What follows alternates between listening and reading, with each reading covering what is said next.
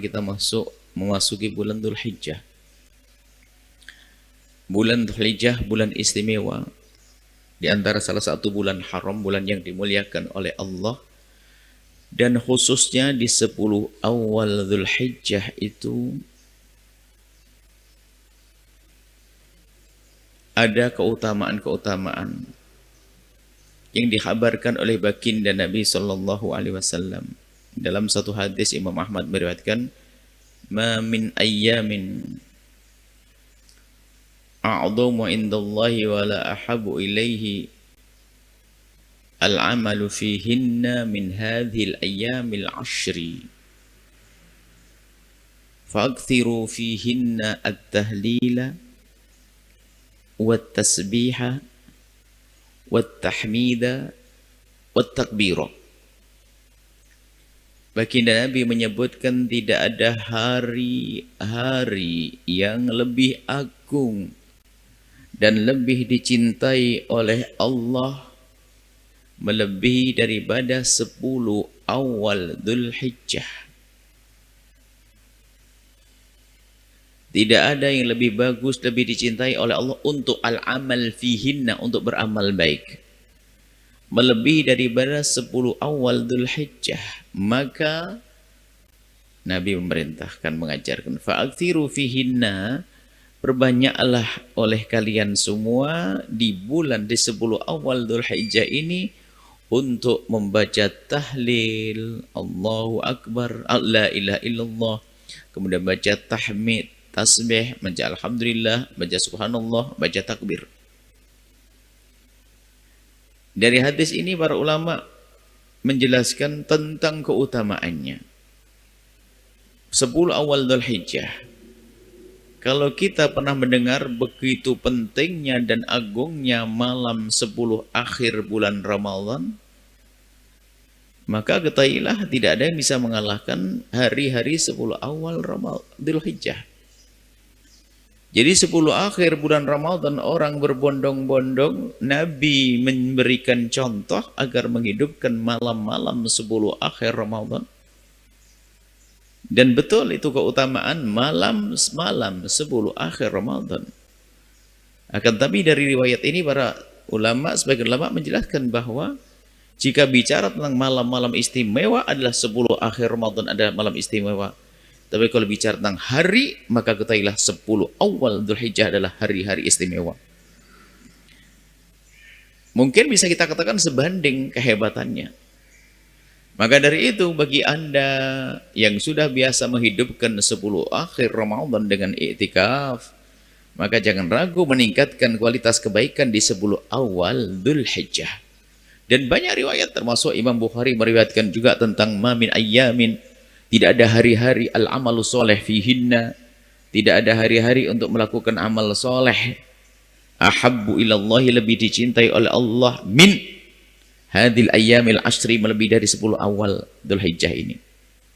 Tidak ada amal apapun, kalau kita bersedekah di hari ini baik, tapi kalau sudah 10 awal Dzulhijjah, kebaikan dilipat gandakan lagi. Kebaikan apapun, amal soleh ini tidak terbatas. Kebaikan apapun. Kalau sampai baginda Nabi ditanya, kalau para sahabatnya bertanya, walal jihad ya Rasulullah, walal jihad fisabilillah, jihad pun tidak, jihad di hari-hari biasa tidak bisa dikalahkan oleh amal-amal di 10 awal Dzulhijjah. Iya, walal jihad fisabilillah, jihad di jalan Allah pun masih di bawahnya. Illa rajulan, kecuali seorang kharaja binafsihi, keluar dengan dirinya, wa malihi, kecuali orang yang keluar dengan dirinya, perang dengan si dirinya, wa malihi, dengan hartanya, walam yarji, kemudian tidak kembali, falam yarji min dzalika bi syai', lalu tidak kembali dengan apapun. Jadi ada orang berjihad itu dengan macam-macam. Ada orang yang tingkat tinggi berjihad dengan hartanya dan jiwanya. Dia berangkat dengan dirinya, lalu dia dengan hartanya. Itu tingkat tinggi. Ada orang yang berjihad dengan jiwanya saja, nggak punya duit. Ada orang di rumah tapi ngirim uang. Yang kasihan nggak berjuang. Tapi ini gambarannya yang bisa mengalahkan keutamaannya menghidupkan 10 awal Dzulhijjah dengan kebaikan tidak bisa dikalahkan dengan jihad di jalan Allah, kecuali model jihadnya orang seperti ini. Orang yang jihad dengan jiwanya, dengan hartanya, dia keluar tak tanya apa, tidak kembali. Mati apa? Mati syahid, hartanya juga habis. Baru itu menandingi. Maksudnya apa berita ini? Begitu besarnya keutamaannya menghidupkan, melakukan ibadah di 10 awal Dzulhijjah. Ibadah apa saja? Ya apa saja. Oh, namanya ibadah banyak. Dimulai tentang puasa, bisa puasa, sedekah ditingkatkan, niat bangun masjid, bangun pondok, nyantuni fakir miskin dan seterusnya. Segala bentuk kebaikan kalau bisa kita hadirkan. Nikah juga, makanya banyak orang mengerti sepertinya itu pada orang pada nikah deh. Nah, ini kan sebuah kebaikan. Ini adalah tentang 10 awal Dzulhijjah.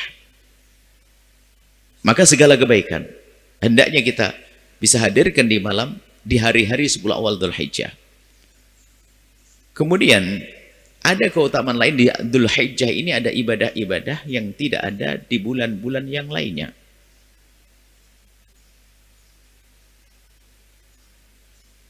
Ada ibadah yang hanya ada di Dzulhijjah ini. Di hari lain nggak ada. Puasa Ramadan, ya puasa Ramadan puasa. Tapi Senin Kemis selain Ramadan juga ada kok.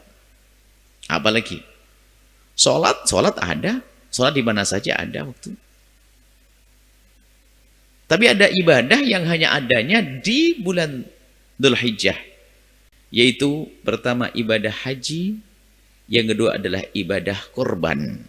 Nggak ada di bulan Ramadan, nggak ada korban, nggak ada haji. Hanya ada di bulan Dzulhijjah ini. Khusus nanti wukuf di Arafah. Ini yang harus kita fahami tentang 10 awal Dzulhijjah. Mulai sekarang sudah berpikir yang biasa puasa tingkatkan kursusnya itu. Ibu-ibu yang punya hutang sekalian deh, niatnya bayar hutang saja. Nanti mendapatkan keutamaan yang lainnya. Bayar hutang puasa boleh 10 awal Dzulhijjah.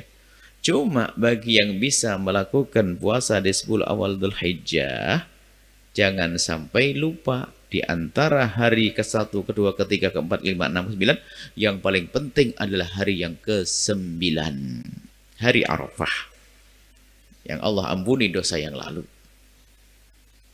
Jadi hari Arafah itu pahalanya berlipat-lipat. Jika tanggal 1 puasa hebat, 2 hebat, 3, 4, 5, 6, 7 hebat, tapi jangan puasa pas hari Arafah bagi orang yang tidak haji. Kalau bagi orang yang haji dalam mazhab kita Imam Syafi'i dianjurkan untuk tidak berpuasa waktu wukuf di Arafah agar lebih maksimal wukuf, karena wukuf berat. Apalagi musim panas, atas panas, bawah panas. Atas panasnya matahari, di bawah itu pasir dijemur seharian. Panas. Maka kemudian perjalanan bisa jadi kita jalan kaki loh ya, dari Mekah ke Arafah, dari Arafah ke Mina, Mina ke Mekah.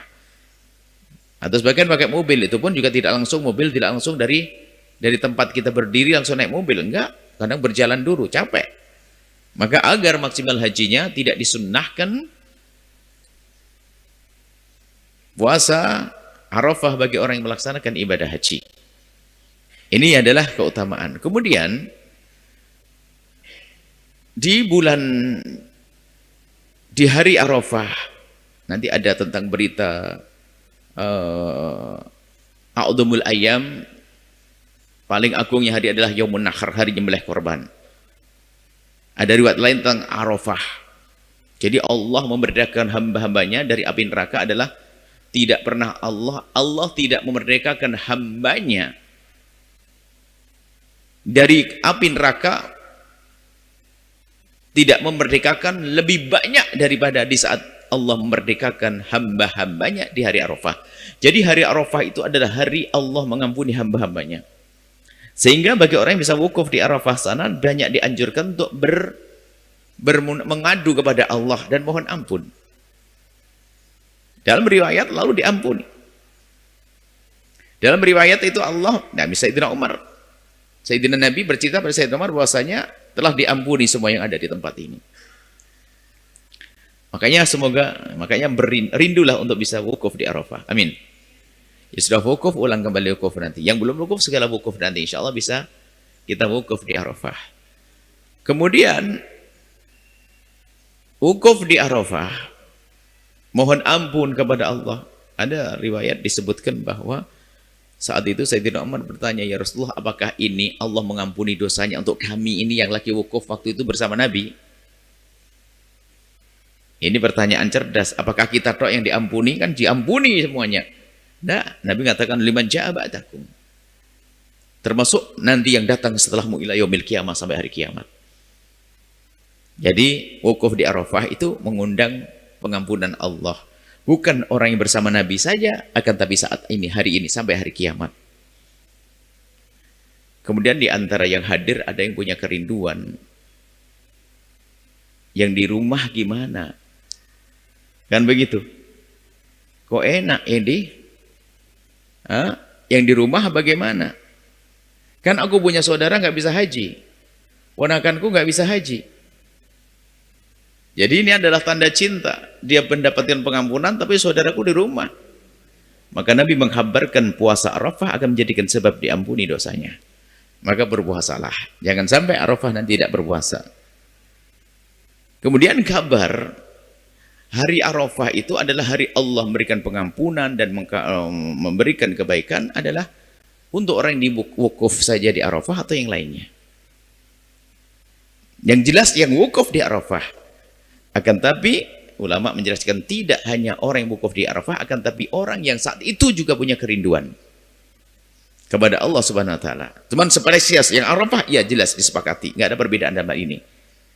Oleh sebab itu ada sebagian termasuk Sayyidina Abdullah bin Abbas itu sendiri membuat satu kegiatan di saat beliau berada di Madinah, tidak bisa atau tidak di Mekah yang jelas. Beliau membuat satu perkumpulan di sore hari Arafah untuk mengadu kepada Allah Subhanahu wa taala. Bukan wukuf. Wukuf hanya ada di Arafah saja. Tapi sekedar berkumpul untuk berzikir, menyebut nama Allah dan melakukan kebaikan. Dan ini sah karena hadis Nabi menyebutkan tadi yang sudah kita baca pada awal majlis, tidak ada kebaikan yang lebih bagus untuk dilakukan melebihi daripada kebaikan dilakukan di 10 awal Dzulhijjah. Maka bukan sebuah kesalahan jika ada orang berkumpul di hari Arafah, khususnya sore hari Arafah, sambil nunggu buka bersama, kemudian setelah itu ada tausiah di sana, sah-sah. Dan itulah yang dilakukan di Al-Bahjah setiap tahun untuk memperbanyak tahlil, takbir, tahmid, tasbih itu. Jadi mari kita hidupkan di 10 awal Dzulhijjah dengan kebaikan-kebaikan. Sebisa kita harus sedekah dan seterusnya. Kemudian nanti ada di malam hari raya Idul Adha itu ada amalan takbir. Takbir itu kan ada dua. Yang pertama takbir mutlak, yang kedua muqayyad. Muqayyad itu takbir yang mengiringi waktu sholat. Kalau mutlak atau mursal itu adalah bebas. Dikumandangkan di pasar-pasar dan itu dianjurkan. Kalau hari raya Idul Adha itu ada dua takbir. Yang pertama takbir muqayyad, takbir yang biasa dibaca setelah sholat. Adapun mursal, takbir yang dibaca bebas di jalan-jalan dan di pasar-pasar. Cuma nanti perbedaan para ulama tentang waktunya dan tentang sighat takbirnya itu kayak apa. Kita bicara di madhab kita dulu Imam Syafi'i radhiyallahu ta'ala anhu.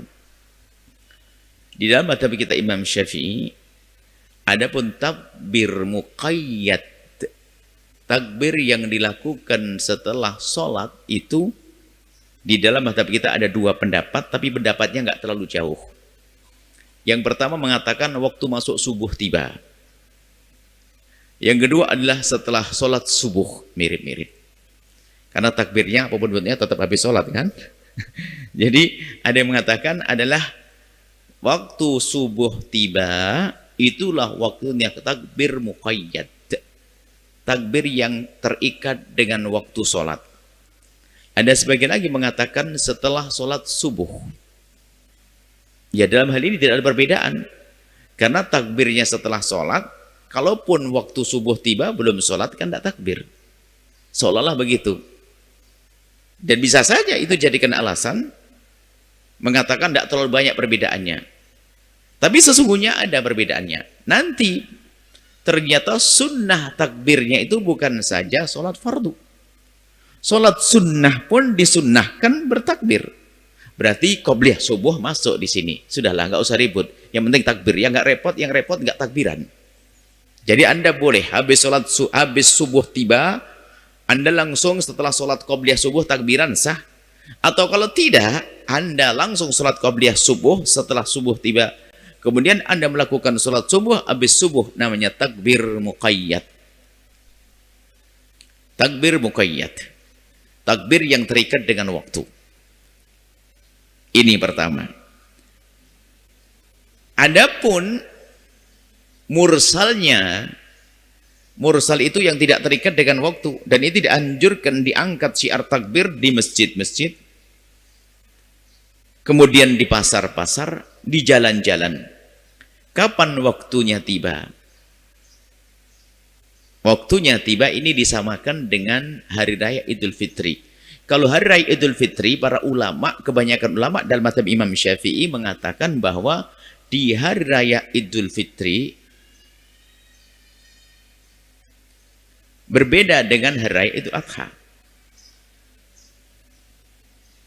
Hari Raya Idul Fitri itu adanya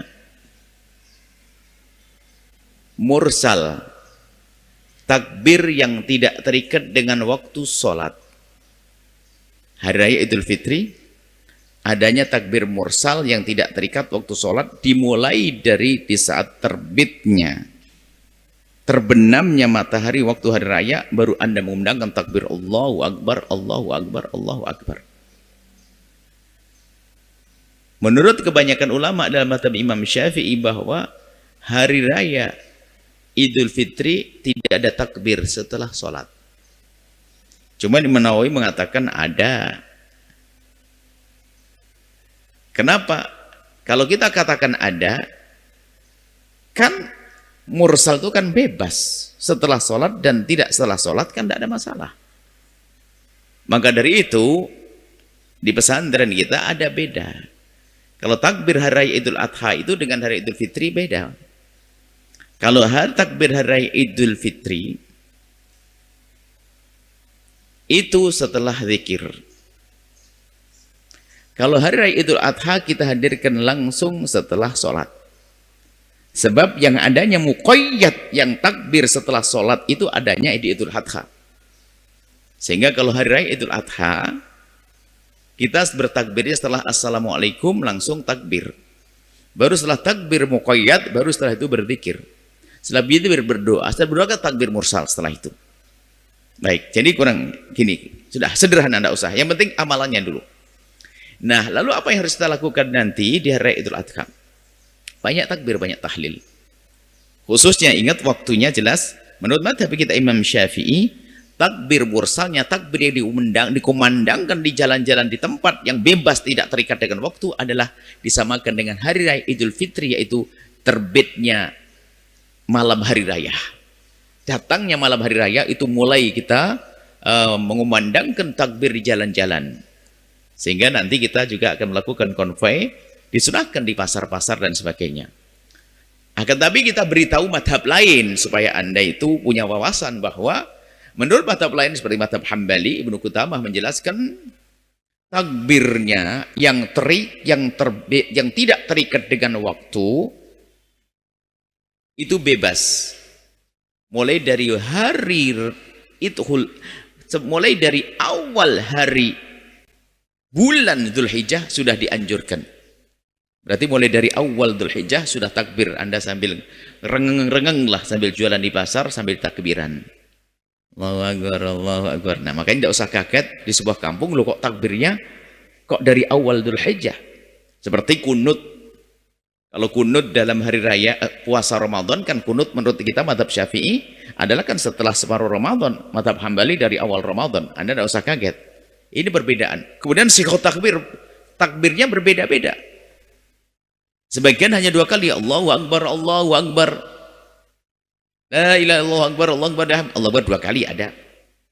Nah, lalu bagaimana dengan hadis yang disebutkan tadi bahwasanya fa'akthiru fihinna, perbanyaklah di 10 awal Dzulhijjah itu untuk membaca tasbih, tahlil, takbir dan sebagainya. Itu kan sangat sesuai dengan mazhab Hambali. Tentunya sah aja mazhab Hambali yang mengadu zikir saja, wong semua amalan boleh kok. Hanya kita dalam mazhab Syafi'i harus juga jelas bahwa mazhab Syafi'i tidak. Masuknya adalah waktu subuh tiba. Subuh tiba. Subuh tiba baru nama takbir yang namanya takbir yang terikat dengan waktu sholat. Lalu bagaimana dengan hadis ini? Hadis ini takbir biasa, tahlil. Makanya dalam hadis fa'akthiru fihinna at-tahlila wat-tahmida wat-tasbih wat-takbir, itu adalah yang selama ini Anda paham. Subhanallah, alhamdulillah, wa la ilaha illallah, Allah akbar, itu aja. Dan madhab selain madhab Imam Ahmad adalah membaca itu, perbanyak. Makanya kalau sudah masuk 10 awal Dzulhijjah, perbanyaklah baca subhanallah, alhamdulillah, wa la ilaha illallah akbar. Lain daripada takbir tadi, takbir nanti belum waktunya. Jadi termasuk zikir yang paling utama di 10 awal Dzulhijjah adalah waktu Anda duduk. Zikir yang lain banyak, adalah Allah, ada yang lainnya, tapi utamakan zikir yang disebutkan dalam hadis Nabi, aktsiru fihinna at-tahlila wat-tahmida wat-tasbih, takbir, yaitu subhanallah walhamdulillah wa la ilaha illallah, Allah akbar, subhanallah tasbih, alhamdulillah tahmid, Allah la ilaha illallah tahlil, Allahu akbar takbir, subhanallah alhamdulillah wa la ilaha illallah, Allahu akbar. Itu saja yang bisa kami hadirkan pada muqaddimah ini. Intinya adalah apa yang harus kita lakukan setelah ini, setelah kita mengerti ilmunya. Di situ banyak riwayat-riwayat tentang inna a'dhamul ayyama indallahi tabarakallah ta'ala yaumun nahar. Hari paling penting adalah hari nahar. Artinya memang secara umum awal Dzulhijjah adalah istimewa. Arafah tanggal 9, sembelih korban adalah tanggal 10. Sampai nanti nyembelih korban lah, ini jangan lagi tidak. Waktu korban nanti memanjang sampai hari tasyrik selesai. Nah, akhirnya yang belum kita, yang tertinggal, takbir muqayyad, takbir yang dianjurkan setelah sholat, dimulai daripada waktu subuh tiba hingga berakhirnya hari tasyrik. Hari tasyrik adalah hari yang 11, 12, 13. Hari raya korban tanggal 10, 11 masih Anda boleh masih disunahkan takbir setelah sholat. Dan juga bahkan dalam mazhab Syafi'i tetap boleh korban. Korban kalau Anda tiba-tiba rezekinya dapatnya tanggal 12, beli kambing, disembelih tanggal 11 jadi korban, 12 jadi korban, sampai tanggal 13 masih jadi korban selagi matahari belum terbenam di hari itu. Ini saja. Setelah Anda menyaksikan video ini, jangan lupa berselawat kepada baginda Nabi Muhammad sallallahu alaihi wa alihi wa sahbihi wasallam.